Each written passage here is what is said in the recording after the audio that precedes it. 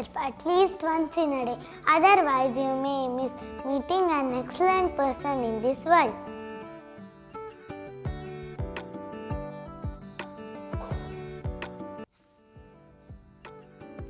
Anything that makes you weak physically, intellectually, and spiritually, reject as poison. नम्र बनो, साहसी बनो, शक्तिशाली बनो. ಹಿಂತಿರುಗಿ ನೋಡಬೇಡಿ, ಯಾವಾಗಲೂ ಮುನ್ನಡೆ.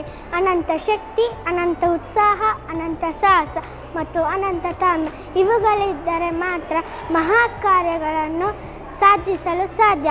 ಸ್ವಾಮಿ ವಿವೇಕಾನಂದರು.